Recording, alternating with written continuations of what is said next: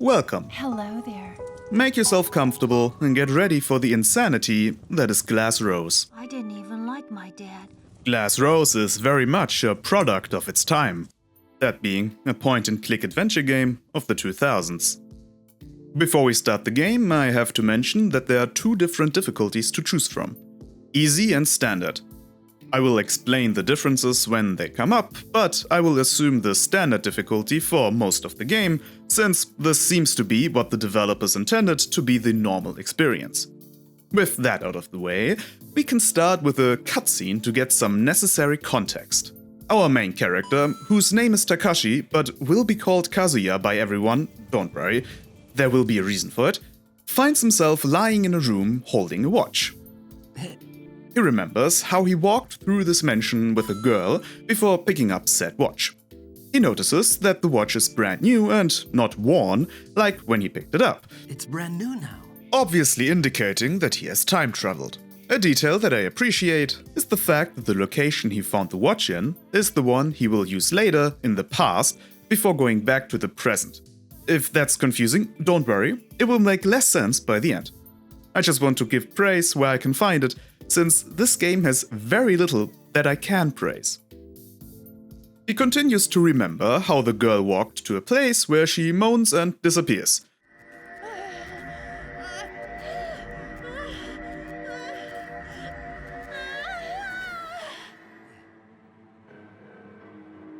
She disappeared. He ran after her and also moaned before disappearing. That brings us to the first chapter, and I know this is a nitpick, but it's a symptom of a much larger issue. The title card for the chapters take way too long. This is the first sign that this game will be slow. Luckily for you, you will not notice that. However, I will sometimes mention it when things are way too slow, just not every instance, since that would be quite boring. For instance, this is the first animation of Takashi in this room.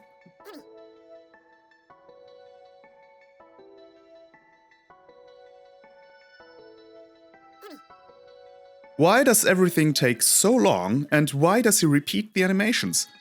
I've sped it up and it still takes forever. Takashi picks up a key and we get a vision of a drawer, obviously telling us where to use this key on. One thing that you might notice is the weird blend of the 3D models and the picture backgrounds. That's because I'm emulating this game, but I think, to be fair to the original intention, it would be better to render this game as it was on the PS2, like this border right here, that would be less noticeable when using a lower resolution. There's a lot of text to tell you what a cursor is, and the next slide tells you that the cursor highlights important things on easy mode, which is the main difference between it and normal. Because of reasons that will become clear later on, I think this should always be enabled. The third slide introduces us to the unique mechanic of this game, the clock. You see, this whole game is on a timer, or rather, each section. If you don't finish within the time, you will have to restart and you lose a mind point, which is basically your health. The slide after that explains that losing all mind points leads to a game over. The last slide explains the heart fragments, which are the collectibles of this game. This is way too much text up front for mechanics you can easily understand by interacting with them. This presentation could have been an email. This first room we find ourselves in has, like most rooms, interactable elements, as one would assume from a point-and-click adventure game. In this room, almost everything I click on leads to a flashback or a vision. I will quickly go through them, but note that this many interactions and visions in one place is very rare and only occurs in this first room. Takashi looks out the window and sees the gardener. He then sees a ghost of the girl he calls Emmy. He notices that she can't see or hear him. I assume that she is in some other time, and because of that, they can't interact. Why only he can see her might be because she also disappeared at the same time as him. That's my best guess. Looking at the gramophone gives us another flashback of Takashi calling Emmy and telling her that the mansion of the case still exists. Both decide to go there. And as far as the mystery goes, we get some interesting questions, I suppose. Case? Is he a detective? What happened? Who is Emmy? Why do they want to solve this case? I'm sure all these questions will have satisfying conclusions. Really? No. Looking at a shelf gives us a vision of a guy in a mask, and Takashi obviously doesn't know who that is. Which means it cannot be the murder victim of the case, because he would have seen a picture or description of him, right? This guy does not look forgettable. Well, it is the murder victim. His name is Denemon. Poor investigation skills, Takashi. Shame on you. We get another flashback to Takashi and Emmy walking together while he tells her about the murder case in 1929. The murder concerns the founder of the New World Cinema, who was poisoned in his mansion. Afterwards, 5 of the people involved with him were murdered. The scene ends with both stopping in front of the mansion. Okay, this is the case he was talking about. But why is he telling Emmy this story? As we can see here, But the scene of the case, the cinema mansion, apparently still exists today. she already knew of the case. That's why he called her, and that's why they are there. It's easy to make something appear mysterious if it doesn't make any sense. Next up is a flashback of Emmy handing Takashi a notebook from her grandfather. Since Takashi used this notebook in the past, is he her grandfather? I'm of course kidding, but by the end of this game, you will wish it were that simple. After the flashback, Takashi reaches into his pocket and pulls out the very same notebook, flips through the pages and finds a picture of himself with the text reading, He's suddenly disappeared on October 24th. I'm going to disappear in 3 days? What does that mean? "Good question, Takashi. I hope we get an answer."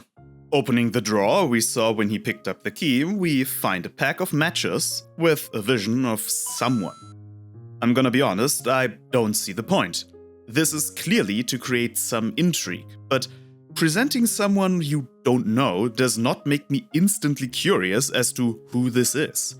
Why should I care about this random guy? He will be very important, but he gets, like all the other characters, a separate introduction, so this vision is completely unnecessary. This next interactable is pretty annoying. I'm clicking on the thing here, as you clearly can see, but I guess it's not interactable? Wrong! The hitbox is just not accurate to the visual and requires high precision to click on. With a PS2 controller, mind you.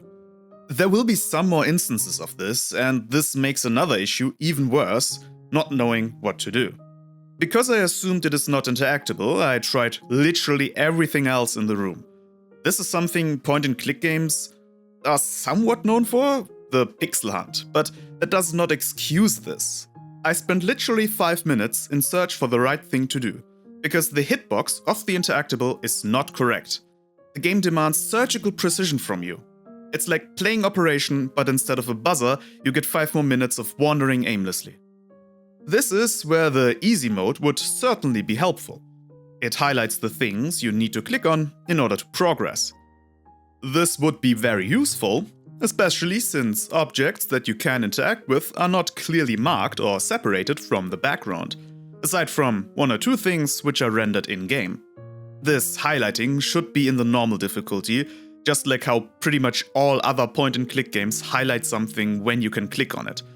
Talk to Tony. You don't have to say it out loud. Hey, I'm not talking to you. You are. You clicked on me. And while I'm at it, why is there even an easy difficulty? This game does not have combat. It's a puzzle game. Normally, puzzles utilize hints to get easier, not a difficulty which you cannot change after starting the game. This feels like the game designers knew that games had difficulty levels, but didn't know why. Finally interacting with it reveals a cutscene of Emmy saying this. I read that special article of yours, Unsolved Cases of the 20th Century.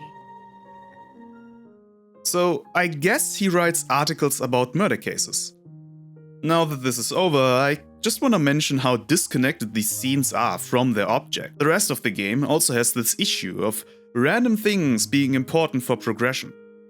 The German butler enters and talks to us. We now get introduced to the main mechanic of the game. When a character is talking, you can select parts of the text to highlight, which then prompts a response. Most of the things you can highlight are just bits of extra information, but some branch out into different responses needed to progress. This sounds really cool in theory. Choosing the dialogue by choosing the right words of the dialogue box. In practice, however, there are multiple issues with this.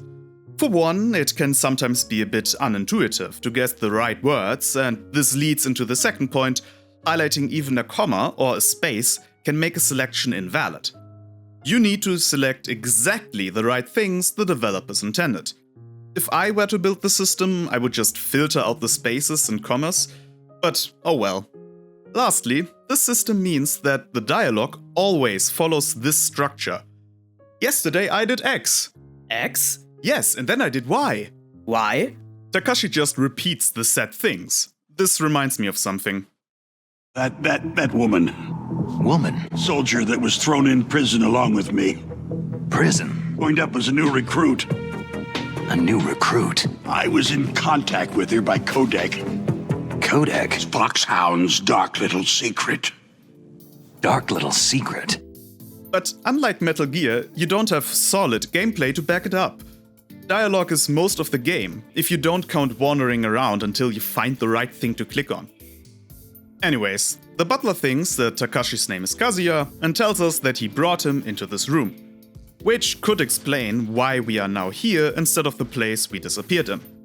Another flashback and just see for yourself. Hello? Is this...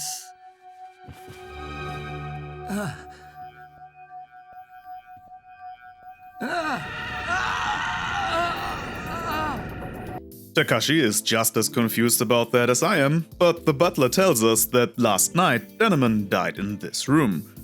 We learn that Denemon is Kazuya's father, but Kazuya got separated from him in childhood. From now on, all the people in this mansion will refer to us as Kazuya. Maybe we are inhabiting the body of Kazuya to view events in the past. That seems to be a reasonable explanation. Takashi is somehow able to read the butler's thoughts, which in this game is called divine judgement.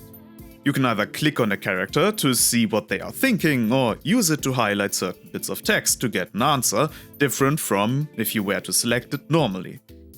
This will be required for some dialogue to end, which in turn is required for the game to progress.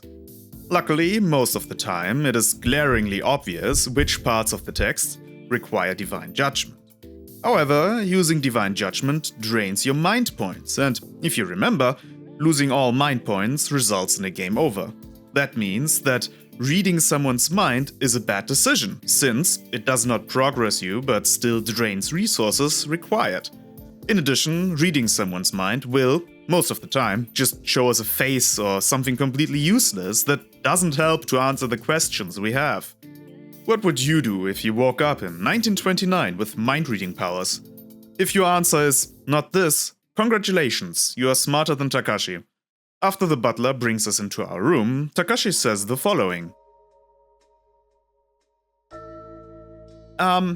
Excuse me? A time slip? Just a regular old time slip. He's not even questioning why that happened or how it is even possible. I guess in this universe, this is something that regularly enough occurs that this is just something to be annoyed about. Damn, the weather was pretty bad and I traveled back in time. Mondays, am I right? What? Takashi questions why everyone thinks that he is Kazuya, and that is such a good question that, after playing the game twice, I cannot give you an answer to that. My honest best guess is that he just so happens to look like him, which, if true, is an insane coincidence to pile onto the rest of this insane plot. Maybe he's the grandchild of Kazuya, but that would not mean that he looks exactly like him. Looking around the room, we find a glass puzzle of a rose. Oh hey, that's kind of the name of the game. I have so far not mentioned the awful voice acting. I'm just going to play some instances of it when we come across them. This is too good not to share. Keep in mind that this game takes itself very seriously. Kazuya, I want you to know my thoughts. It's in my heart. After the voice appears in our head, a mask appears on the desk. Touching it results in this.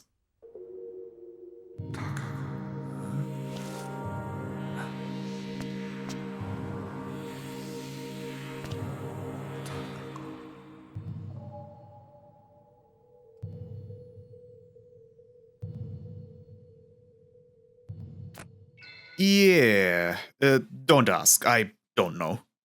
You know, I can't wait for an explanation of the glass rose. I'm sure there will be a satisfying conclusion that answers all the questions we have. Oh no, this pause means it will be unexplained. If you can figure out why this mask turns into a puzzle piece, please let me know. The housemate, Kikuyo, now enters the room. The game has barely started and there are already 7 characters to keep track of. Takashi, the girl he's with, the guy from the vision, the guy in the mask, the gardener, the butler, and now Kikuyo. There are so many convoluted interwoven plots and relationships between the many people in this mansion. By this point, I barely even know or care about the main character and his girlfriend or whoever she is. We don't know them. The game has not even mentioned why they want to investigate this murder case. Of course, you don't need explicit explanations to create interesting and engaging characters, but this game does nothing else to get the player invested in the world and people. Here's an example of a game that is vague and gives you very little information to start with, but creates intrigue nonetheless. In Transistor, we also start with a murder, but the way it is framed is way more interesting. You start with your sword talking to you as you stand before a dead body. This little text confirms that you killed someone. Who did we kill? Why? Who is that sword? These are interesting questions and more importantly, they have satisfying conclusions. The question of who are these people is just not as interesting. Because Takashi is from the future and doesn't know these people, he is inherently disconnected from them and has no reason to care beyond curiosity. Given the fact that everything happened in the past, it might not even be possible to change things. Emmy has so little screen time that it is hard to overlook how obvious of a MacGuffin she is.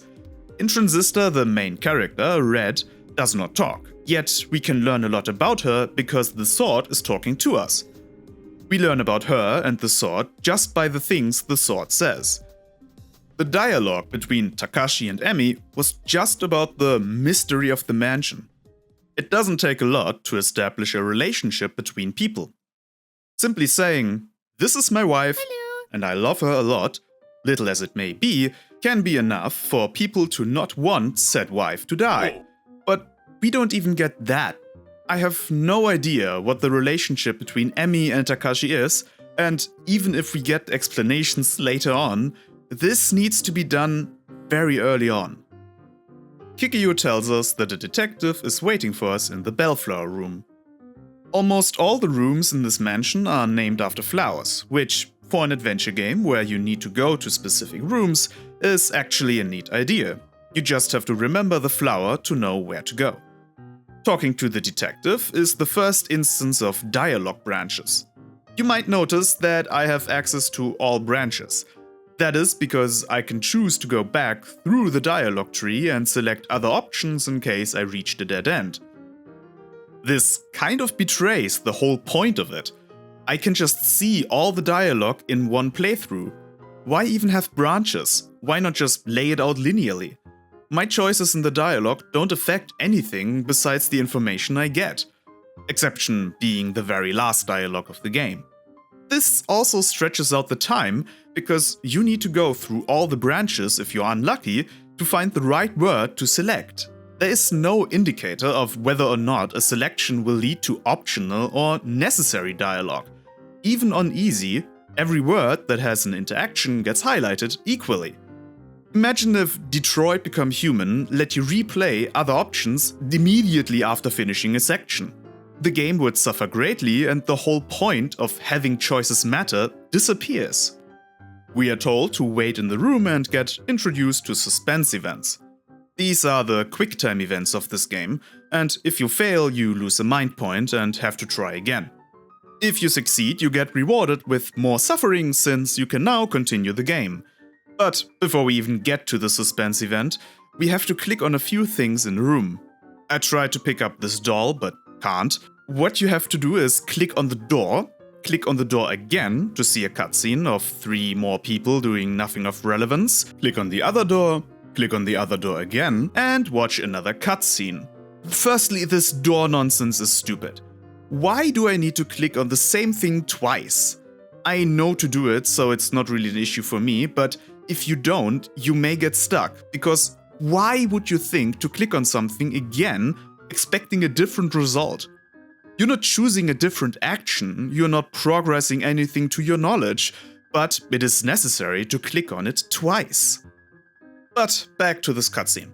And I know this game is old and therefore suffers from the technical limitations of the time, but still, these animations look awful, even given the technology of the time.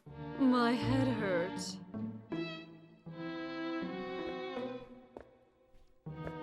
What's the matter? You don't look very well. Are you sick? Don't worry. It's nothing serious. Well, I hope not. Lord of the Rings was already released by then, and to make a fairer comparison, some other PS2 games also looked better. The people look like lifeless plastic dolls. This guy in particular looks more lifeless and stiff than a Ken doll. The women are generally better looking, but still look like plastic. The in-game models look so much better, even with their lower fidelity. The lighting, the animations, the textures, and the voice acting of the cutscenes are so bad, you can't help but laugh at it. Yes, you're beautiful. The lovely Takako, my leading lady. Thank you. Suddenly, we get attacked by the gardener.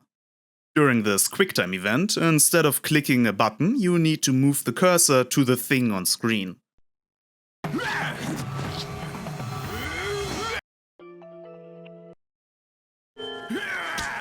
Hey, quit it. Back in our room, Kikuyu tells us to go to the orchid room, and in situations like this, one of 2 things will happen. 1, you have no idea where to go and have to check all the rooms, or, like in this instance, the game shows you a picture of the door or otherwise relevant location you need to visit. In this case, we even get the name of the room. Both of these options suck. Either it is trivial to know where to go, which makes it feel like a chore, or you are lost. In both cases, you start to hate the game. The doors in this mansion are locked or unlocked, purely based on your exact progress. You can, however, see which doors are locked on the map. This is such a lazy design decision to prevent the player from going somewhere. But even though a lot of the doors are locked, you can still go to a lot of places to try and find where to go. Also, keep in mind that sometimes the doors need to be clicked on twice in order to actually use it. It is amazing to me that the game managed to mess up the implementation of doors. Carrie Davis would be disappointed. The door. Wow, that's such an obscure reference. Before we leave, the game tells us about butterflies that sometimes appear and, when clicked on, refill your mind points. These exist, it is true, but I had my doubts. I think I only encountered like 3 at most in one playthrough. These are so rare that I wonder why they even exist. You get this noise when they're near, but if you don't catch them in time, they just disappear without giving you anything. They are also only relevant to you if you're low on mind points, which I can now mention are only useful as hit points for suspense events. Because, like I mentioned earlier, reading someone's mind is useless. For example, why should I care to know this about Kikuyu? Additionally, if you have no mind points left, you can still select text with divine judgment. Meaning, you don't need to have mind points to progress in the game at all. If you manage to never fail a suspense event, they completely lose meaning altogether. I think this shows how awfully thought out this game is. Removing them would only improve the game. Before I go to the orchid room, I look around for a bit. How ignorant and naive of me. I see visions after examining some items, and this is the wrong way to play. I will show you an example of why later on. For now, What is this?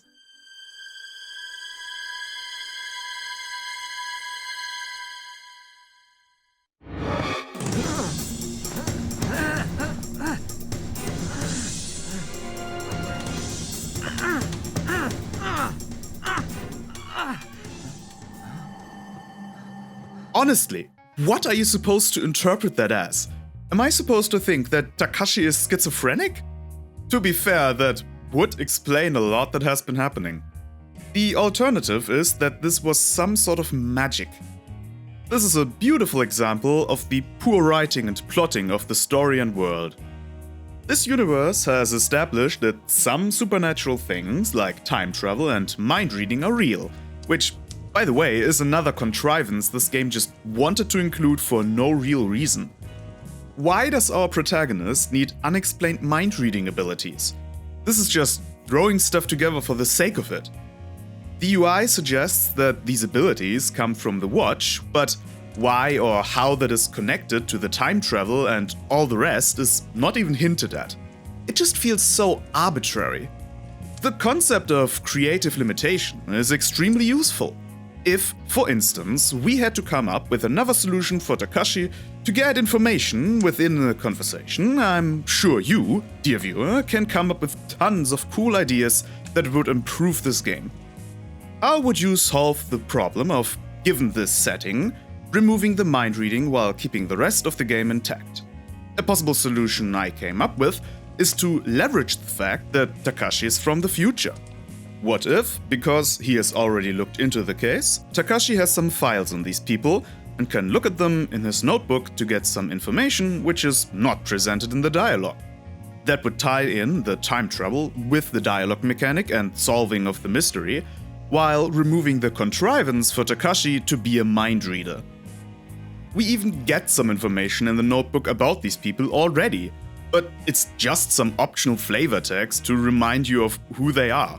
Because, to be honest, you're not gonna remember everyone. This game feels like a bunch of people proposing ideas that they thought would sound cool. Any ideas on what we can put in a murder mystery game? Ooh, I know. What about time travel? No. I want mind reading. I want a magical lizard. In the awkward room, we talk to Takako, the eldest daughter of Denemon, the guy in the mask, if you remember. She says that she thinks Ayako's the murderer, Ayako being the latest wife of Denemon. Takako tells us that she and her siblings were kicked out of the mansion because Ayako requested it. Something the game does not tell you is that all dialogue has an endpoint you need to reach. You can just quit out of the dialogue and do something else, but this is never a good idea since you need to complete the dialogue anyways. Finishing the chat with Takako, Kiyohiko enters the room. Oh, sorry to interrupt. He is Takako's fiancé and pretty irrelevant, but his voice acting is just top-notch. I'll leave in a minute. I just wanted to introduce myself. So, you're Kazuya, are you? I'm Kiyohiko Yoshikawa, a movie director. Alright, I was just leaving. He has the emotional range of a wet napkin. Using divine judgment on this one sentence reveals a vision of something. This happens a lot in the game. Images are displayed that we currently just don't have the context to. But I don't see the purpose. Because we don't have context as to what they mean, these images are useless to us and convey very little relevant information. The explanations later on do not necessitate that you know of these visions, so they are pointless in that regard. The only purpose they do serve is to make the player wonder what is going on. If this was a game with a simple plot and way less characters, that could actually be a good thing and engage the player. However, in this game, they only serve as clutter. You will get so many visions and so much information in dialogue that it is extremely difficult to keep track of everything. If these pieces of information were actual clues you could look up in your notebook, the sheer amount of them would be somewhat excusable. But expecting the player to remember all these details is just unreasonable. Not to mention that some are just plain wrong and only serve to portray the feelings of a character. You cannot possibly know which visions are portraying reality and which don't. In the hallway, the guy that interrupted us tells us that Takako's mother died when Takako was just 3 years old.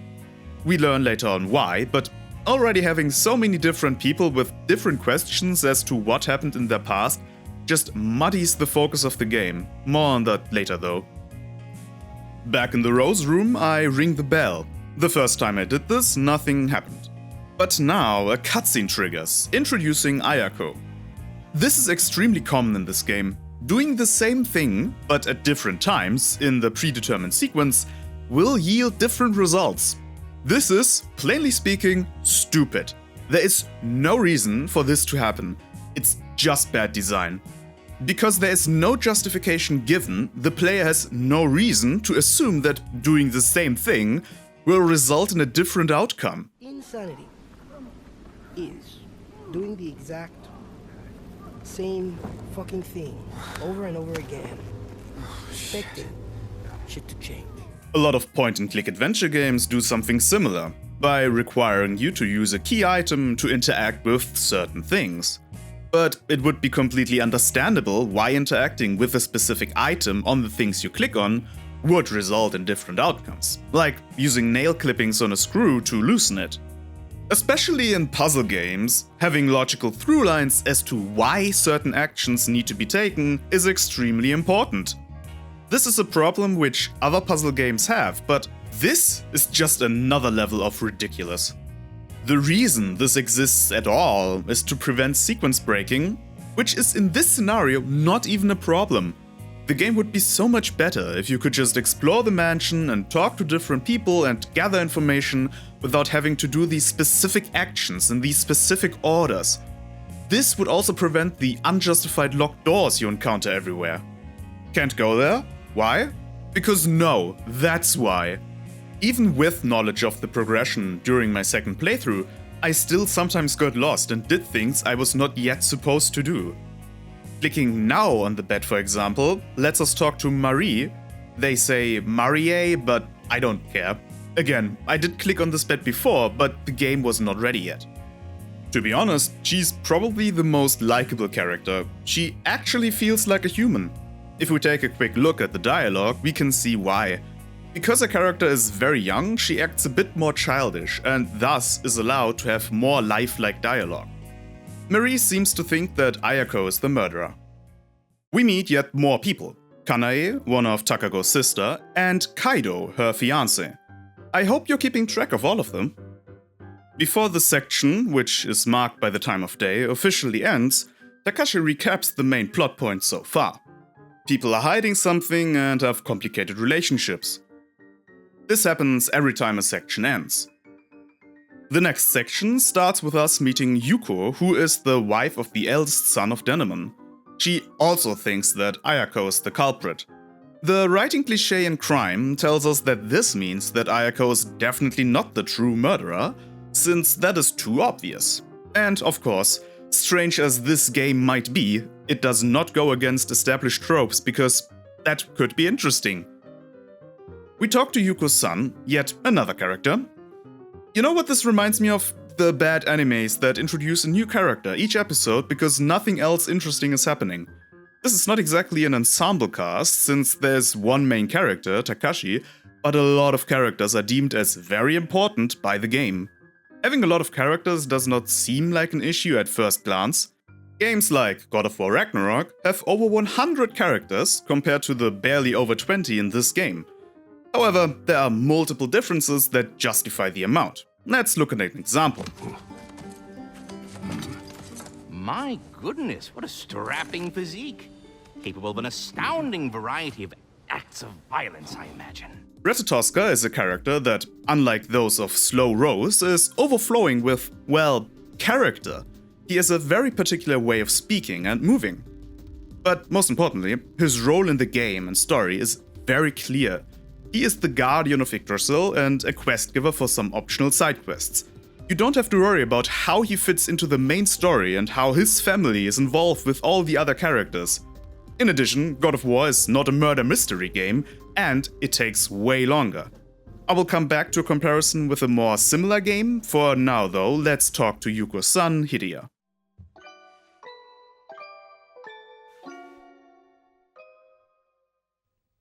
Hello there.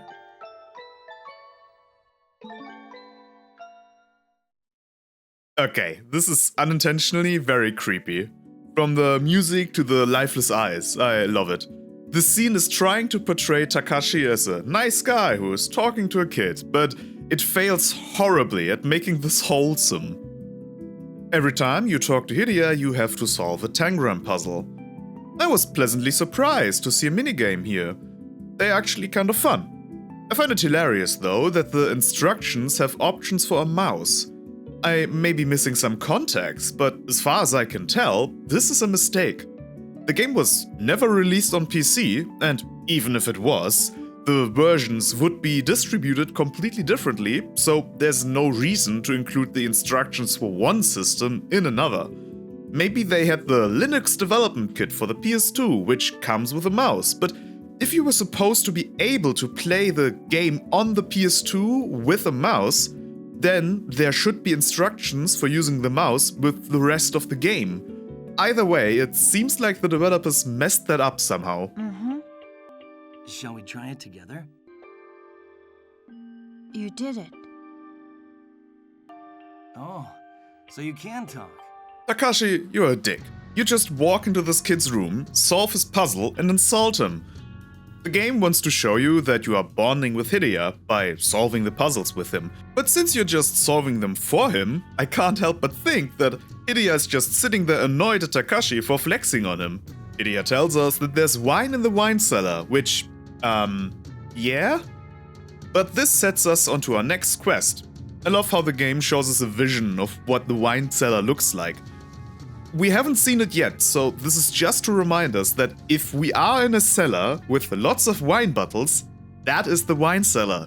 This is what I talked about earlier, with the hints being either painfully obvious or completely unhelpful.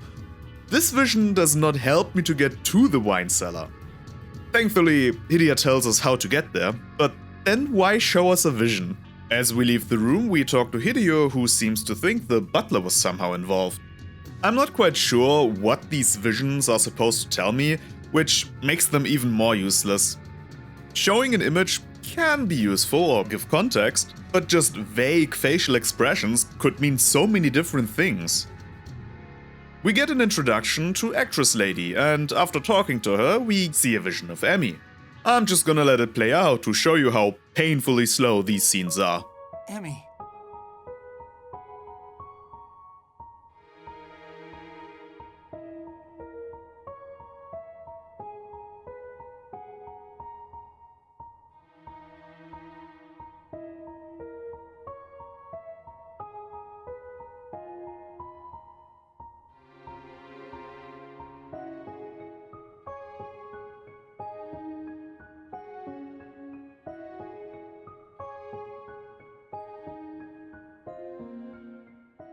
I'm sorry for putting you through that.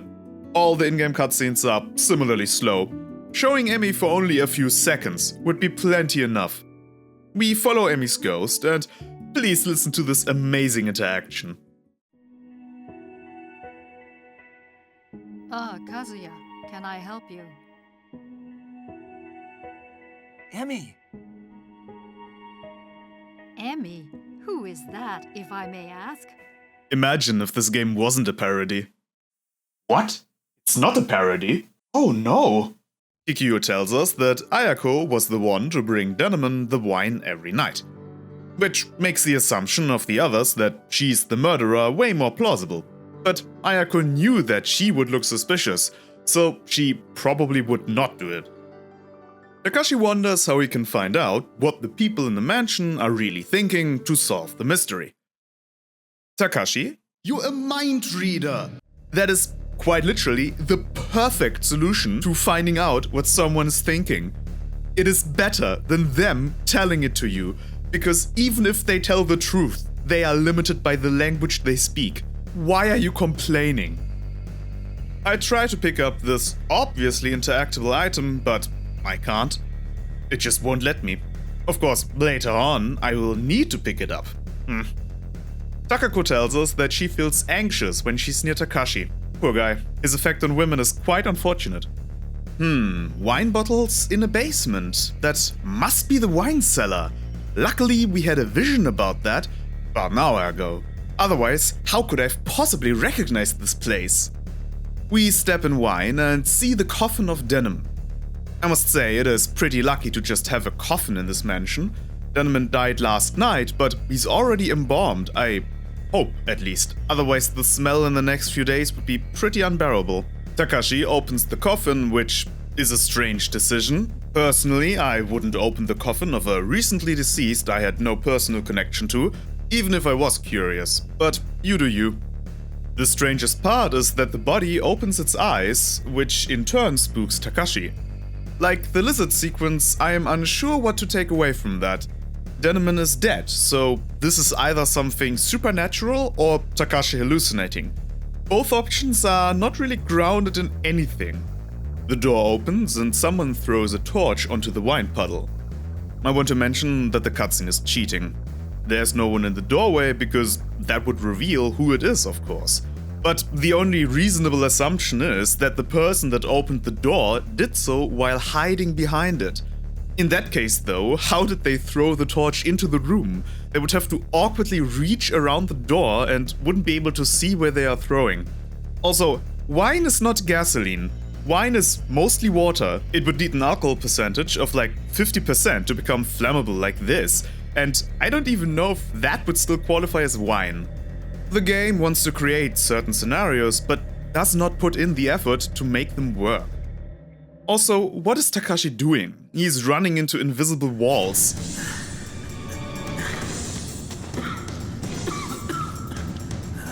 Unfortunately, the door's locked, but Takashi sees a piece of cloth and decides to put out the fire with it. Let's talk about time travel for a moment. What would have happened if Takashi let everything burn to the ground? On the meta level, we obviously just restart and try again. But in universe, if the mansion were to burn down, would it still stand in the present? The game has time travel as a main premise, but it never addresses the ramifications of that. I have to assume that this timeline is just a theoretical one and nothing here actually happened? Man, this game just falls apart the more you look at it. And now the door opens. Well, never mind. Takashi sees Takako sitting at the table with a wine glass in hand. He touches her shoulder and experiences what seems to be her death. And to finish off the chapter, the detective comes in to see us in this suspicious scenario. Takako's death is as poorly thought out as anything else in this game. In the short time that we were in the room with the coffin, someone was able to either position Takako in her sitting at the table holding a wine glass, which seems extremely unlikely, or talk to Takako at the table and poisoned her.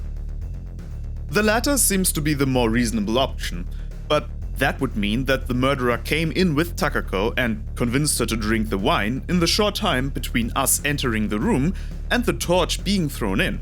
Again, they wanted the dead person sitting still until someone touches them trope to freak Takashi out, but because the timeline does not match up, it feels like she just spawned in. The only other option that could work, but we later learn is not the case, is that Takako killed herself after throwing the torch. We start the next chapter with a cutscene. A minor gripe I have with these cutscenes is that they are way louder than the main game, and the music in these cutscenes is even louder than the dialogue. Kazuya Nanase was the one who found Takako's body. With no options for subtitles, this makes it sometimes hard to pay attention to, but trust me, the more attention you pay to the details of this game, the worse it gets. The thought that Takako might have killed herself gets mentioned, and we can listen to some more superb voice acting. What the hell are you talking about? Madam doesn't feel well. She's resting in the Rose Room. I tried calling to her, but she won't come out. Back in his room, Takashi thinks about the problems I mentioned earlier, but just knows that she didn't kill herself. He also thinks that Takako was murdered somewhere else and brought into the cellar. But like I said before, that seems highly unlikely, considering her careful placement at the table within the short time. There's nobody here. This is scary. Emmy. Impeccable timing. We follow Emmy into the bathroom and find a necklace in the bathtub. Quick note, having Emmy as a sort of guide to know where to go next is an alright idea, but What's the in-universe reason for her knowing that the necklace is in the bathtub? Is it just lucky that every time we follow the ghost of Emmy we find something that helps us progress the story? If so, that's pretty lazy. We get attacked by a mysterious shadowy figure. The attacker is the murderer that will be revealed at the end, so keep that in mind until then. After the half-hearted attempt, the shadowy figure disappears. The next morning starts with Marie playing the piano, but she gets interrupted by her sister, who is quite mean to her. Don't touch the piano with those filthy hands of yours. We haven't gone into it yet, but the Marie and Kanae drama is handled somewhat well. There's actually something there that is interesting. Kanae blames Marie for her mother's death. She obviously knows something we don't and takes out her grief and anger at Marie. That begs the question what Marie did to warrant that sort of response. This all flows pretty naturally and has the strong base of empathy we have for Marie, who, unlike Kanae, has been pretty nice to us. The fact that Marie seems to be understanding of Kanae's emotion strengthens her characterization as a good-natured person. Yuko tells us that Yuri, the mother of Kanae and Marie, committed suicide. After she leaves, we get this amazing line again. I want you to know my thoughts. It's in my heart.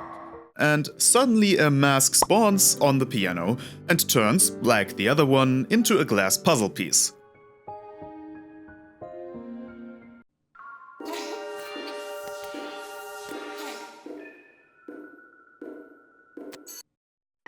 Takashi questions what just happened with the mask and why Kanae dislikes Marie.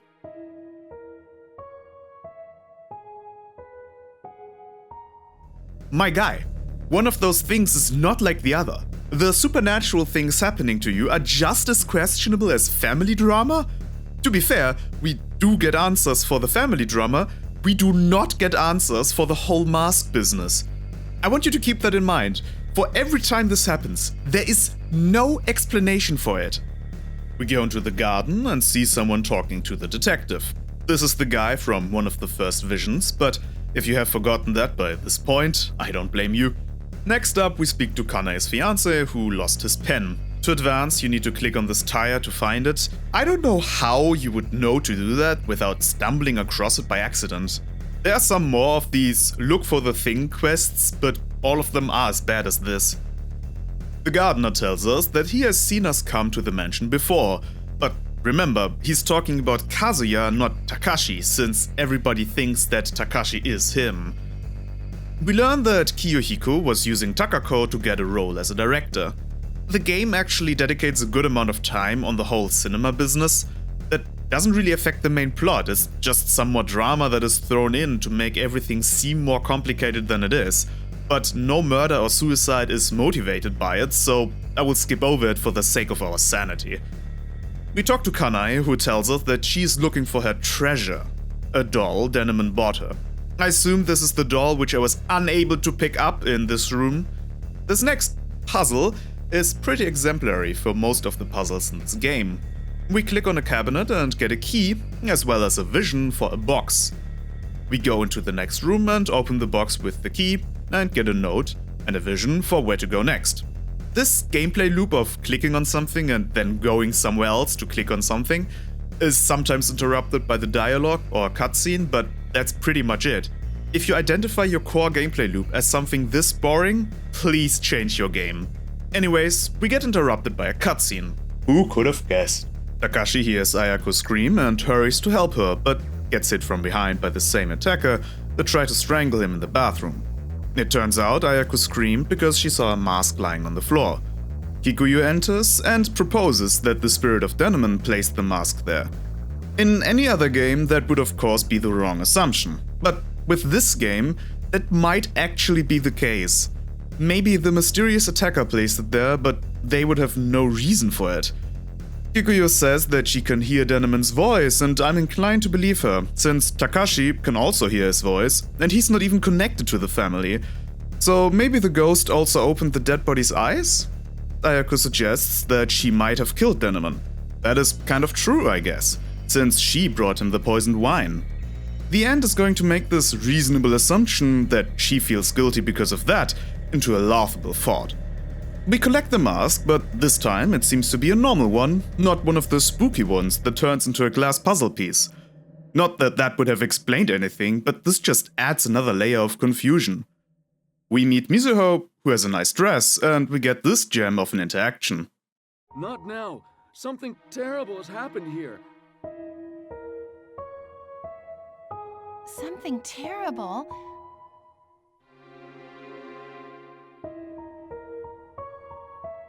Takako is... she's... dead. What? Takako? I can't believe it. How? What happened?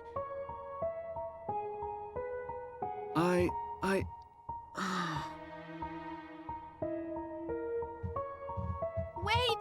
Mr. Yoshikawa! We hear music coming from somewhere, but since the background music of the game still plays, it sounds like this.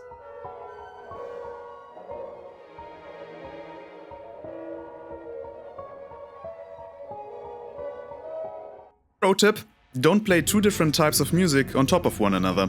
Doesn't sound good. Even Hideya complains. I'm just gonna assume that Denemon's ghost played the music, since that seems like the most plausible explanation at this point.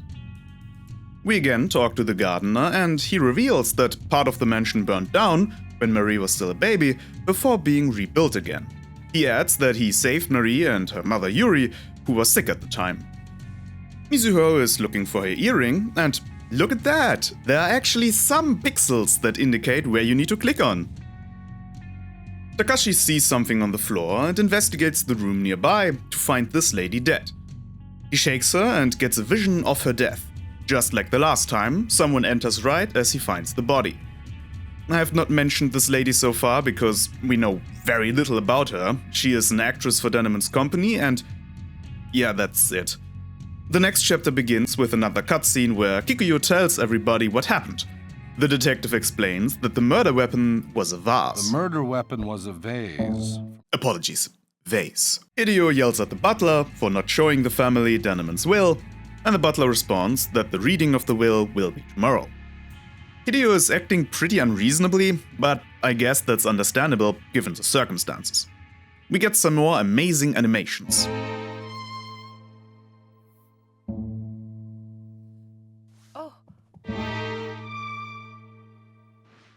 What'd you bring the cat for? This feels very surreal. The in-game animations look less off-putting, but they are just as weird. Takashi, where are you? Emmy.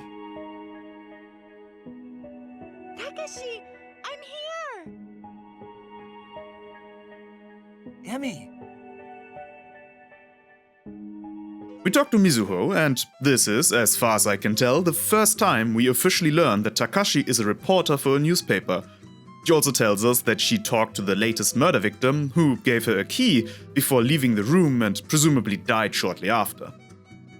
Next, the detective accuses us of being very suspicious, since this is the second time we were found next to a dead body.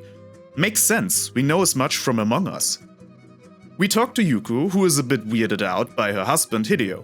We get interrupted by the sound of a vase breaking, and Yuko asks us to check it out. We do so, but Hideya yells at us and we leave to find another mask! Since one person died, it's only fair we get introduced to a new one, who is called Emmy, but with two M's and a Y, so it's not confusing at all. We talk to Marie, who talks about having seen a shadowy figure tonight, which she thinks is a demon that haunts the house. She recalls that Denemon told her about a demon who takes the shape of someone you love, but that it will always have a terrible light in its eyes.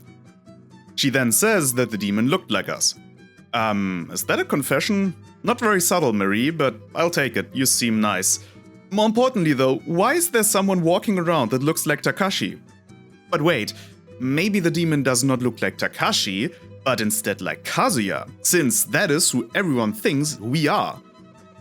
We get a vision of Takashi murdering the actress lady and Takako. This is of course not what actually happened, so the visions are not very accurate, which means the clues you get are not actually something that helps you solve the case. I think this is the perfect time to take a small detour into the world of Sherlock Holmes.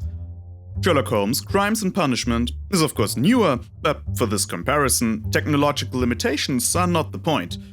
There will be some slight spoilers for the second case of Crimes and Punishment, so be warned if you want to play an actually alright mystery game. For the purposes of this comparison, and of learning what to do, I will not mention any issues Crimes and Punishment may present. The focus here is how to properly implement clues and the solving of a case. We start the case with a simple yet intriguing mystery: a disappearing train. In Glass Rose, this would just be explained by the train being an actual ghost train, but since Sherlock Holmes is rooted in a realistic world, there must be some sort of explanation. This simple fact is something that I really appreciate after playing Glass Rose. If anything is possible, why should I care to investigate and think about things? Crimes and Punishment has a simple task list to tell you what you should do next. There is something similar in Glass Turtle, but execution is everything. One tells us what to do, one is useless. In terms of clues that hint at what is to come, here we have, for example, a telegram that tells us the location of someone called Mr. Robinson. This is someone we can meet by going to the specified location. Simple but effective. When we talk to someone, we can investigate them for more information, similar to Glass Rose. But instead of analyzing what they say, we analyze their body. This is not necessarily better or worse in concept, but again, it is better implemented. For one, it does not force a Metal Gear type conversation. It is also not as punishing, since you can't select something that is wrong. Unlike Glass Rose, where selecting a little bit more than the correct word can lead to it not being recognized as being the right selection. Some of the clues we get can be used to form logical conclusions. This is a pretty neat system that lets you think but still guides you enough without telling you exactly what to do. We know that the trains seem to disappear, and we find spare parts for a train, which results in the logical conclusion that a fake train was the secret to the disappearance. When investigating Mr. Robinson, we even have a similar system to Ass Rose, of highlighting important things, but this time on a document. Because the clues are clues and not the solution, you can draw different conclusions from them. For example, you can assume that Mr. Robinson was a victim of the train disappearance, or that he was behind it. Once you have gathered all clues, depending on the assumptions you make, you can get a different ending. All assumptions, however, must logically line up in order to form a final conclusion. You even have one last choice on how to handle the conclusion you have reached. This results in multiple endings that are all fully within the player's control. Glass Rose has a very different approach to multiple endings, but everything in due time. Sherlock Holmes gives you logical deductions, Glass Rose gives you this lizard hallucination. Truly groundbreaking stuff. Takashi talks to the detective, and the detective asks if we have found out any of the mansion's secrets. The mansion's secrets? He's talking as if this was an escape room. He adds that Katagiri is continuing the investigation and that he called him in because of us. With what we learn later, telling that to who you think is Kazuya is a stupid decision. Even stupider is Takashi, who talks to Katagiri and says that even before Katagiri came to the mansion, he knew that he would come. I'm assuming he means because he had a vision, but like, why tell that to him? Katagiri gets of course suspicious. We can finally pick up the doll I tried to pick up since I first saw it. We talk to the guy with the funny voice, and he tells us that the production of the film Dolls will have to be called off since two of the actresses, that being Takako and the other lady, have died. That is kind of how a lot of the cinema subplot turns out. Since a lot of the people involved are dying, making movies gets more difficult. We talk to the gardener, and he tells us that he found out that we are not the murderer of the actress lady. Well, thanks, but how could he possibly know that? Because he saw someone in a suit kill her with a vase. However, he doesn't want to tell us who it was, since that would be a betrayal of Denemon? Huh? We talk to Kanae and give her back her doll. She thanks us because the doll is important to her. We read her thoughts and get a pretty good idea of what happened through this vision. It seems like Kanae wanted to burn Marie because she wanted their mother all to herself. Pretty heavy stuff. We leave and overhear Emi too talking to Katagiri. She says that he has quit the police. Next, Yuko asks us if we know where her husband is. Apparently, Kikuyu saw us together. Must have been the demon that looks like us, but that can't be since demons aren't real. Right? Takashi sees the cat in the well and goes to it, only to find Yuko's husband dead. He touches the body and again gets a vision with interesting noises.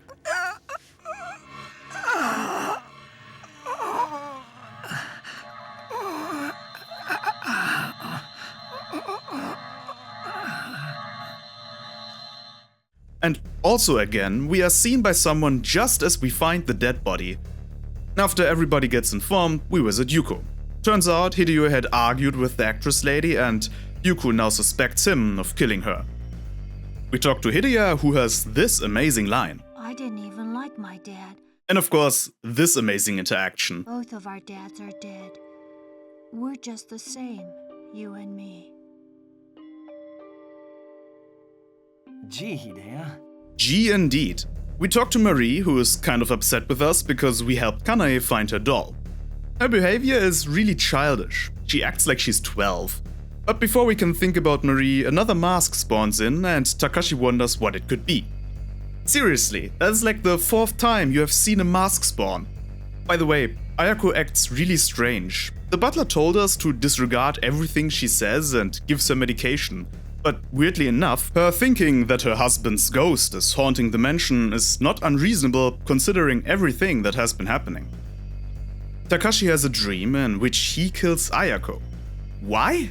I mean, even if he would dream of something like this, how does this tell us anything about anything?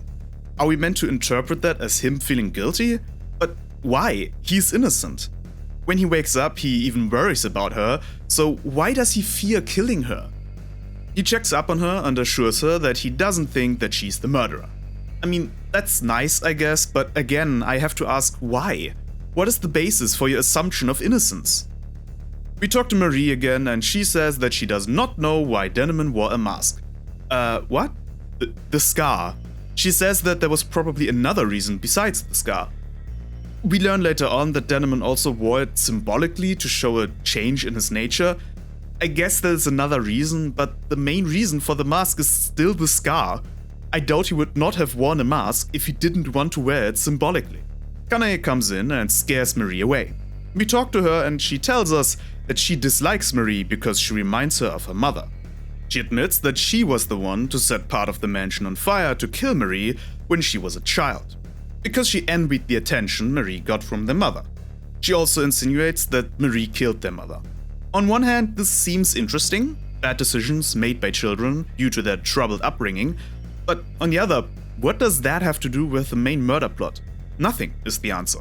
And it doesn't necessarily have to, but with how convoluted and tangled everything is, all these separate plot threads with their own mysteries just distract from what could have been an interesting mystery. The lack of focus is strong with this one.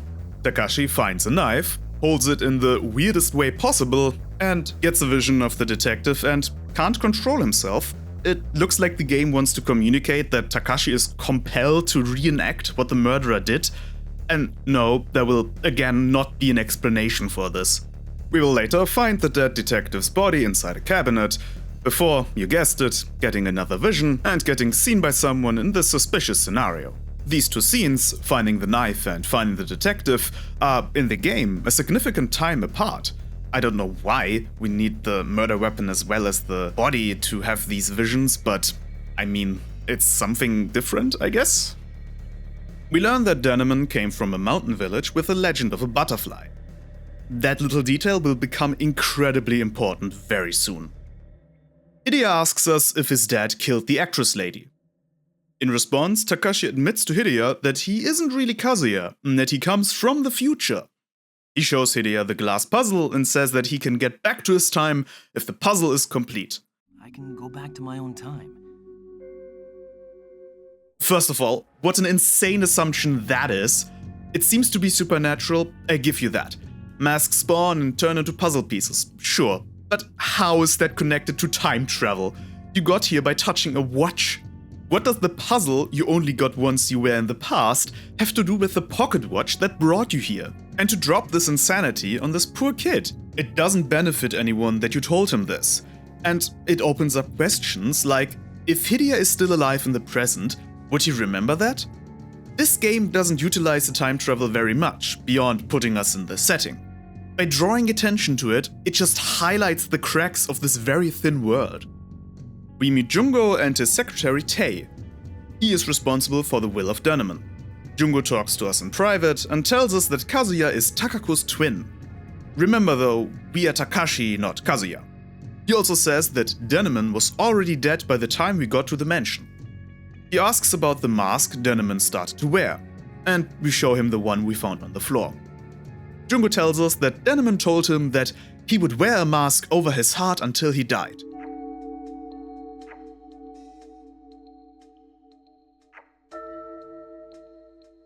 Really, you can't even begin to imagine what that means. I don't know how much clearer that statement could be, other than saying, "I hide my emotions." He continues to tell us about the will and reveals that Denemon left everything to Ayako, which makes sense since she was his wife. But if anything happened to her, Kazuya would be the sole inheritor. That makes less sense. Denemon had very little contact with Kazuya, and we later learned that Denemon didn't even like him. So why would he inherit everything?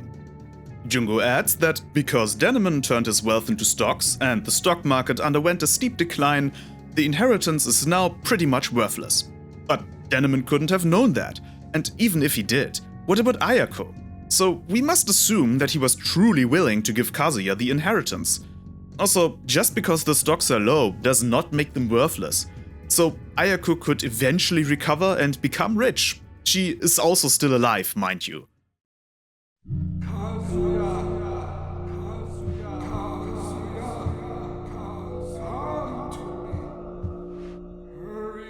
Alright, ignore that.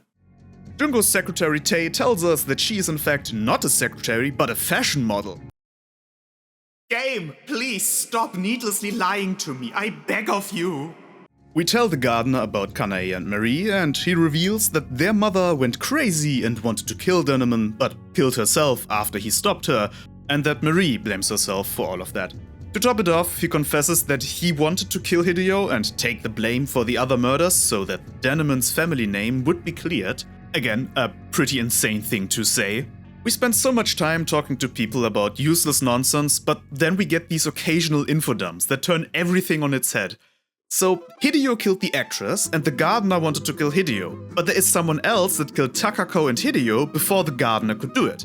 Also, Denemon's first wife went insane and wanted to kill him, but killed herself, and Kanae attempted to kill Marie because of that. All of that has nothing to do with the murder of Denemon. This game is a house of cards from 3 different card games built on mud by a failed architect. We talk to Marie and tell her that it wasn't her fault and that she isn't alone anymore since we believe in her. She just accepts that, which in itself is weird enough. Has no one ever told her anything positive about her? Even then, you can't just go to someone that went through horrible things and say, "I believe in you." Everything works out, but what is the plan here, Takashi? You know that you will have to go back to your present time and leave her alone. It's nice of you to care, but it's not nice to tell someone that you are there for them if you know that you are not. Marie might be dead in your time. Maybe she died lonely and sad because the only person that was nice to her left her shortly after. It seems like this game constantly forgets one of its main premises, the time travel. We talk to Kanae, who knows that her fiancé only wanted to marry her for the financial benefit, and that no one could ever love her, as proven by the fact that her mother loved Marie more than her, Takako was given the freedom to become a successful actress, and the fact that she will not be inheriting anything. Takashi tries to make things better by telling her that while Takako was successful, she is now dead. Why would you say that? Yes, your sister was more successful than you, but she's dead, so who's the real winner now? Takashi, you are a menace to society and should never talk to someone emotionally vulnerable ever again.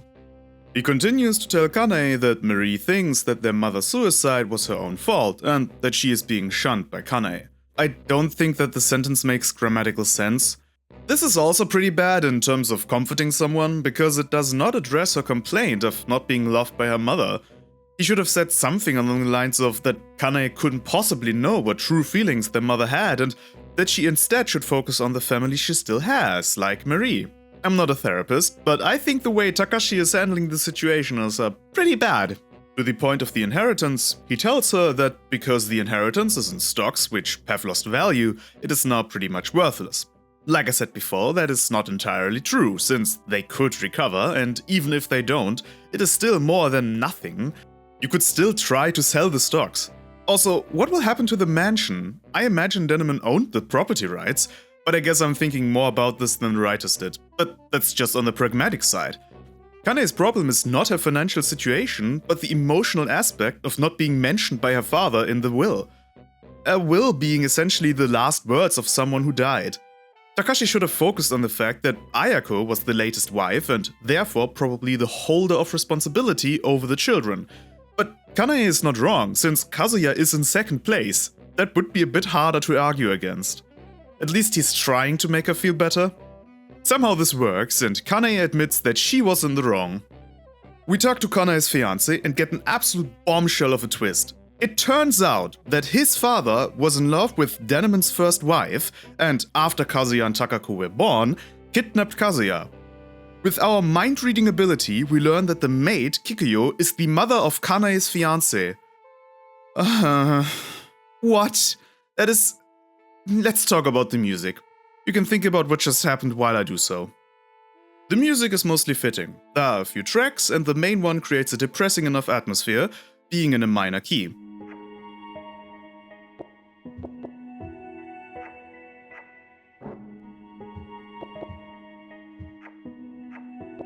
The one when investigating someone's dialogue encompasses the feeling of a detective investigating something pretty well, feeling very jazz noir, with the slow melody and drum brush.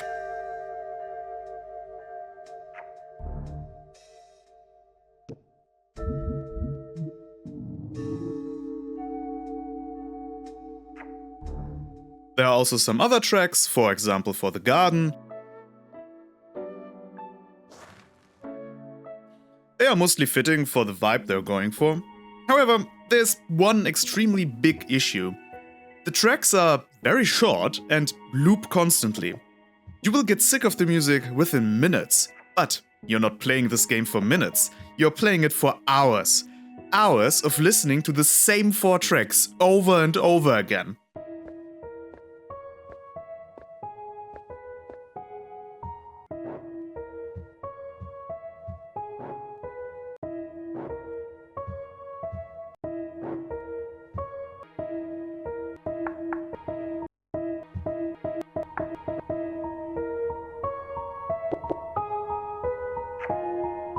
It would honestly have been better to just not have the music at all.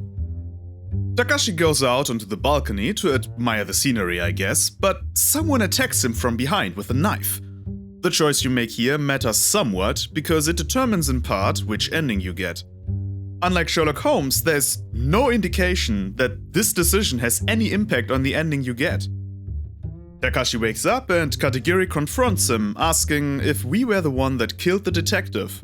Takashi replies by revealing that he isn't Kazuya. Apparently, the real Kazuya attacked the detective's wife because, of course. Katagiri was called by the detective to kill Kazuya in revenge. We talk one last time to the 2 girls, who now have a better relationship thanks to us. What is this, a Yakuza side mission? Marie gives us a note she found, which seems to be from the real Kazuya, who thanked Denemon for letting him visit. He also mentions a mark on his hand. It is weirdly important, trust me. For good measure, we have to click on an invisible object somewhere near this crate. How you are meant to figure that out, I couldn't tell you. Takashi goes into a hidden room and sees Kikuyo watching a movie of Denemon's first wife with what I assume to be her preserved corpse next to her. What? Hello? Anyone with any sanity left? No, just me? Maybe I'm the insane one. Whoa! Kanae's fiancé is also there and guides her back to her room. We talk to Emmy with a Y, and you know what? At least she also has a nice dress.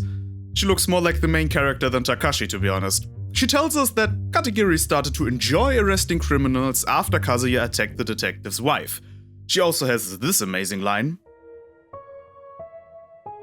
There are 2 kinds of people, those who can sleep and those who can't. Isn't it amazing how such wisdom can come from such a simple game? Before we continue with the story, I have to mention that this game also has some cryptic puzzles, which are called Denemon's Notes. Occasionally you get a clue, and after doing a series of events you get rewarded with heart fragments. The puzzles are extremely cryptic. For example, the flowers that cannot warm themselves by the fire but which are enclosed in darkness. This is hinting at what flower room you have to go to, but I think this is too cryptic for a game like this.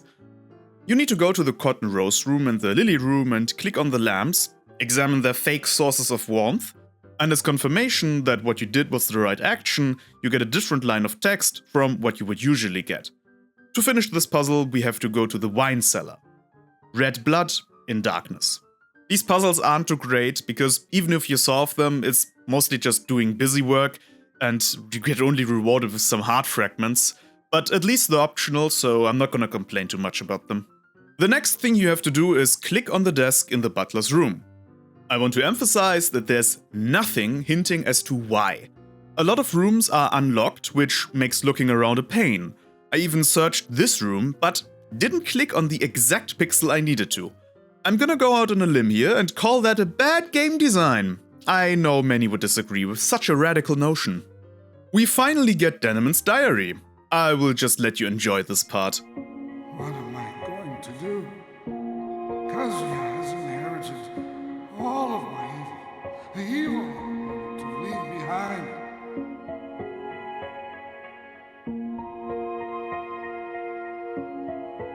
I just can't leave him like this.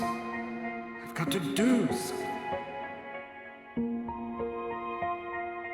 Before Kazuya destroys everything, I must, with my own hands. This makes me wonder why exactly Denemon wanted Kazuya to inherit his wealth, but oh well. We talk to Katagiri and conclude that Denemon wanted to kill Kazuya and that the real Kazuya must be hiding somewhere in the mansion. I don't know how they concluded that, but they are right. I mean, obviously that's what happened. It has been set up so well with the thing and the, you know. We talk to Ayako, who tells us that, as the injury on Denemon's face started to heal, it looked like a butterfly. Are you sure? I mean, maybe half of one, but like, that looks more like a liver or something like that to me. Why would you jump to a butterfly? But, I mean, it's not like the vague shape of a scar has huge implications, right? Right? When your big reveal is that a burn scar kinda looks like a butterfly, that's when you know you messed up. She adds that Denemon wanted to be poisoned by her after he had killed Kazuya. She then says that she never cheated, but that she can't forget Katagiri. Huh? Takashi opens another hidden door and enters into the last room of the game. I have to say, it is really refreshing to have finally some different music playing.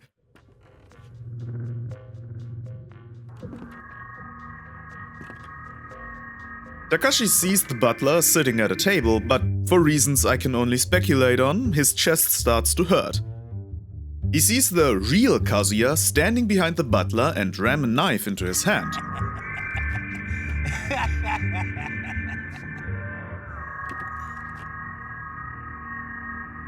Feeling pain? Don't worry. You'll feel better soon. Just like this man here. Alright, a bit unnecessary, Kazuya. Also, now that we finally know what your face looks like, how did anyone confuse Takashi for Kazuya? Sure, they haven't seen him in a long time, but just because someone randomly appears somewhere does not mean that they are someone you know. The detective, the gardener, and Katagiri even knew what Kazuya looked like, but they also thought that Takashi was him. Kazuya talks about doppelgangers, and I have to say, the voice actor sounds like he had a blast recording this. It gives strong Shadow the Hedgehog vibes. So I'm crazy, huh? Don't be ridiculous. It's the people in this mansion that are crazy. You know what they say about doppelgangers, don't you? They say that whoever sees their doppelganger's shadow self dies soon afterwards.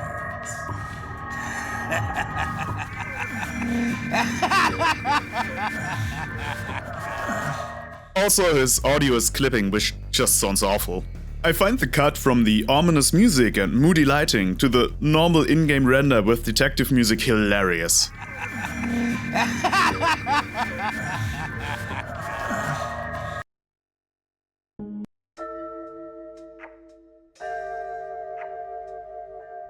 Kazuya taunts us for being in pain and states his motivation. Because why wouldn't the villain hold a monologue before killing the protagonist? He loves seeing people suffer and be in pain. Amazing motivation, truly a deep and complex character. The dialogue is just as good. You call your own father a fool? Yeah, all people who let me fool them are fools. Kazuya explains that he met Denemon during an earthquake where he saw people running in panic and used the opportunity to kill a bunch of them. He just likes killing people.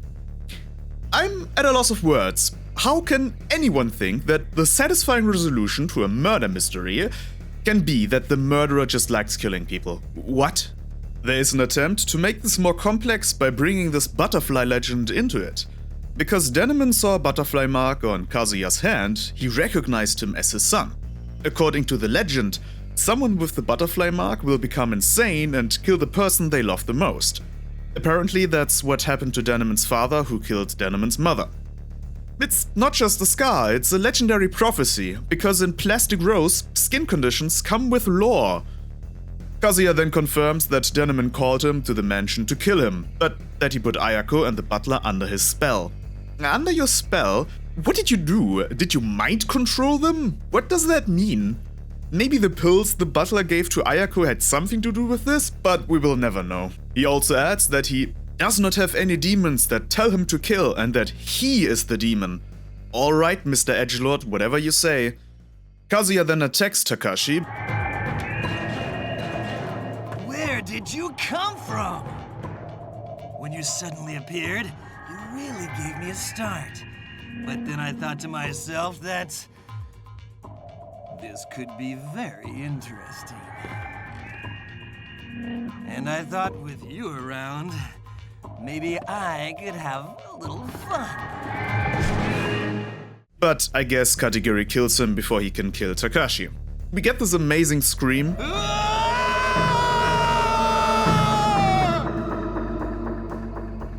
Takashi recovers and hears a voice. He rushes to Ayako, who seems to be dead. Don't ask me how she died, I don't know. She drops a locket with a picture of Katagiri before he has this emotional moment with her. Which is completely meaningless to us since we barely know anything about their relationship. We only recently learned that they even had a relationship. Takashi picks up the locket, which for some reason turns into the last piece of the glass puzzle. So the masks need to spawn before they can turn into the pieces of the glass puzzle, but the locket can do that at any time. Good to know. Takashi goes back to the ground floor where he sees Emmy. They touch hands and he puts the last puzzle piece into place. They moan and get transported back into their own time.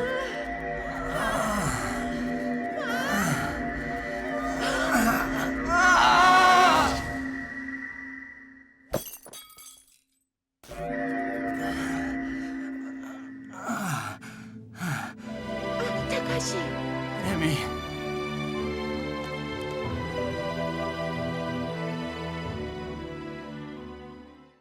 Both look dramatically at the ceiling. But wait, there are multiple endings, so let's look at the other ones to see if we can shed some light onto what just happened.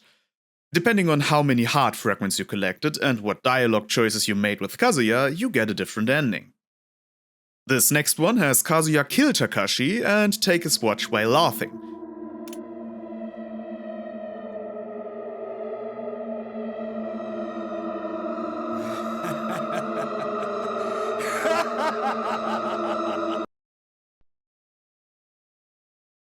I suppose the game wants to tell us that he can now time travel, but how would he know that? The alternative is also pretty hilarious, because that would mean that he just laughs because he stole a watch. The good ending, you solve the glass rose puzzle and nothing makes sense. The bad ending, you die and still nothing makes sense.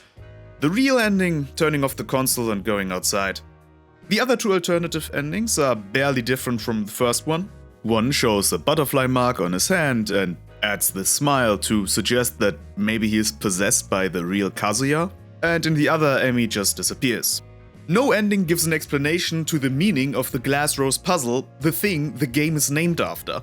We don't know why masks and a locket turn into the puzzle pieces, we don't know why Takashi can read minds, and the motivation of the main antagonist and secret mastermind behind the murders is that he just wanted to kill people. The secret of the mask is that a scar vaguely looked like half a butterfly. Takashi gets mistaken for Kazuya because he just happened to look like him. Kazuya can maybe possess people and mind control them? Emi is defined by looking for Takashi, and there's a lot of unnecessary complex family drama with convoluted connections. What the fuck? Well, this is just awful, isn't it? I genuinely cannot believe how awful this game was. Every aspect is bad. The gameplay. Walk around and click on things or highlight dialogue until you get lucky. This is less bad on easy mode since important things get highlighted, but the developer's intention was to play it on normal, so I will criticize it for not being in the default difficulty. It also does not help with the monotonous chore of walking through the mansion to find what you're looking for. The butterflies rarely appear, and the mechanic of being time limited in your investigation never actually became relevant. If it did, it would just be frustrating since you would just have to start over. The music is alright, but extremely repetitive, and the animated cutscenes are stiff and lifeless. The pacing is broken beyond belief. Everything takes forever and things repeat for no reason. The story is an absolute mess. The premise is somewhat intriguing, even if a bit convoluted. But how it is executed just pains me. I'm pretty sure they wanted the murderer to be a twist, but it being someone you never met before and his motivation being this ludicrous just destroys any sense of logic or build-up that might have been. If it weren't so boring 90% of the time, it would be so bad it's good because you could enjoy the hilarity of how unintentionally bad it is. This game takes itself very seriously. But the fact that it takes about 8 hours, if you know what to do and where to go, even longer if you don't, just turned this hilarious pile of trash into the most tedious and unenjoyable piece of media I've endured since the Star Wars Holiday Special. Why anyone thought that this deserved to be published is the greatest mystery this game presents. I would say that nothing in this game makes sense, but Marie's and Kanae's relationship is something that you can imagine being good somewhere else. The time travel aspect was completely unnecessary and didn't improve the story or world one bit. Just have your story be set in the time you want. There is no need for a story to be set in the present just to go back in time and have 99.9% of it play in the past. The supernatural aspects, like the time travel and mind reading, are inexplicably just there. They don't really add anything worthwhile and just complicate everything while lowering the stakes. Since all these people are probably already dead in the present, it makes it hard to want to help them, and the complications of paradoxes don't help this either. Since some things like the stupid lizard happen, we cannot know what is possible in this world, therefore absolutely ruining the stakes. If I don't know what's possible, how can I be invested in something happening? It might be impossible or trivial, depending on how the game feels at the moment. It really feels like they threw darts at a cool gimmick sport until they ran out of darts. Mind-reading, time travel, family drama, murder mystery, butterfly prophecy, supernatural thriller, and the list goes on. When I have to judge whether or not something supernatural or impossible in the real world makes sense within a fictional setting, I use my rule of deviation from the norm. The baseline is the expectancy you have from the real world, then the established tropes of the genre, and lastly the specific rules of the story or game. For example, a silencer does not work in the real world like it does in games. But we have an idea of how it should work in fiction, based on action movies and previous games. If a game uses these expectations, there's nothing wrong with that, even if it is unrealistic. If the game or movie were to establish silences as being realistic only to break that would be bad. Everything that deviates from your expectations should be established to be fully understood. I assume people breathe air, I assume gravity works. In order to establish something, you don't even have to explain it in detail, just show us how it works. If there is time travel, I can accept that, if it doesn't break anything in the story itself. But the obvious questions should be answered before the end. This game deviates not only from the real world and its own genre, but also logic itself. Every time something supernatural happens, I have to wonder if it is even real or just Takashi's imagination. In the real world, I would say that he's hallucinating. But when it comes to fiction, supernatural things being real is just as likely, which means you cannot expect me to assume that supernatural things are unlikely. That leaves the game or movie with the responsibility to explain what the mechanism behind something is. Something that Glass Rose does not. I just don't understand it. And that, ladies and gentlemen, was Glass Rose. A game so baffling, so confusing, it feels like it was made in a dimension where logic and storytelling are just suggestions. Let's take a look at what we got. We had time travel that goes unexplained, mind-reading powers that are almost entirely useless, a villain whose grand motivation is basically murder, and a ton of family drama that no one cares about. Was it a murder mystery? Was it a supernatural thriller? Was it an accidental parody? Honestly, your guess is as good as mine. Would I recommend it? Well, if you enjoy pixel hunting, aimlessly wandering, and conversations that move slower than a dead snail in a wheelchair, this might just be the game for you. But for everyone else, I'd say watch someone else suffer through it. Maybe someone on YouTube, perhaps someone who's already spent hours breaking it down for your entertainment. Just an idea. Glass Rose isn't just bad, it's special bad. The kind of bad that stays with you, like that one time you accidentally called your teacher mom. It's awful, it's hilarious. The kind of bad that makes you think, maybe I should get into game design to stop this from happening again. So, thank you for sticking with me through the symphony of bad decisions. If you enjoyed this dive into the bizarre, hit that like button, subscribe for more, and drop a comment below. What's the most ridiculous plot twist you've ever seen in a game? Or if you could add just one more inexplicable thing to Glass Rose, what would it be? Maybe Emmy is secretly a communist spy, because why not? It's Glass Rose, nothing makes sense anyway. And remember, if you ever wake up holding a magic watch in a haunted mansion, don't assume time travel is normal. Maybe call a friend, maybe call a therapist, but definitely don't go around touching dead bodies. I hope I was able to turn this awful mess into something entertaining for you. Until next time, stay safe, stay unlike the characters of this game sane, and stay far, far away from Glass Rose. Thank you very much for watching.